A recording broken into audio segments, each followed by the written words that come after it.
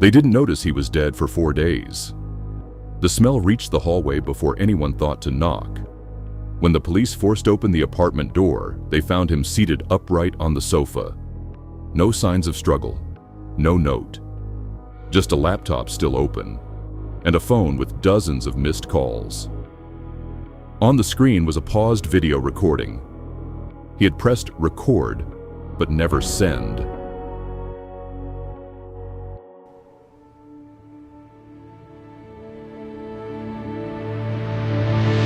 "5 days earlier, he was still alive, still walking to the corner shop, still replying to emails, still pretending nothing was wrong.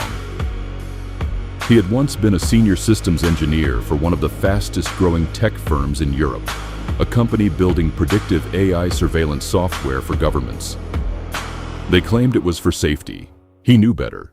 He had seen the internal models. The system wasn't predicting crime. It was targeting poverty, targeting certain neighborhoods, targeting certain names. It was engineered bias disguised as innovation, so he leaked it. Anonymously, encrypted files, internal memos, training data manipulation." Whistleblower exposes internal data manipulation. Within weeks, the company's stock collapsed. Executives denied everything. Then something unexpected happened.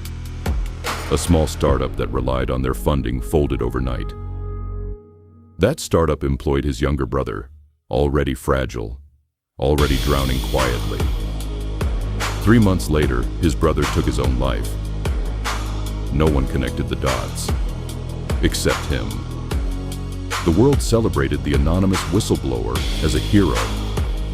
He attended his brother's funeral in silence.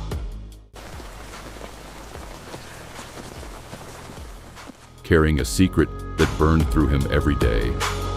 Then came the email. Subject line, "We know it was you." A journalist claimed to have traced the leak, but that wasn't the terrifying part. Attached to the email was a document, a classified internal memo from the same company, dated 2 weeks after the public scandal. It detailed something far worse. The company had quietly restructured, rebranded, transferred the AI system to a private defense contractor, and expanded it from predictive policing to predictive civil instability monitoring. In other words, identifying people likely to protest, likely to dissent, likely to resist. The leak hadn't stopped them. It had only made them smarter. The night before he died, he recorded a video. He looked exhausted, older than his years. He spoke calmly. "I thought I was exposing corruption. I didn't realize I was just clearing the path for something bigger." I thought I was stopping it. He confessed about his brother, about the leak, about the new program. He named names. Then the recording stops. No goodbye, no panic, just silence. When police ruled it a suicide, it was quick, open and shut, depression, isolation, case closed. But the journalist didn't stop digging. The final draft of his video had auto-synced to a secure cloud account minutes before his death. The journalist received it anonymously. Within weeks, the story broke. Not about his death, about the second program. The expanded surveillance system already being tested in 3 cities. Governments denied involvement. Executives claimed fabrication. But this time, the evidence was undeniable. Public protests erupted. Contracts were suspended. Investigations opened. They buried him quietly. No national headlines, no hero narrative, just a small funeral. His mother crying softly, unaware of the weight he carried. Unaware that her son had shaken something enormous, twice. He died believing he had failed, believing he had destroyed his brother's future. He never saw what his final act would ignite. Sometimes the loudest revolutions begin with the quietest people, and sometimes the world only listens after they're gone.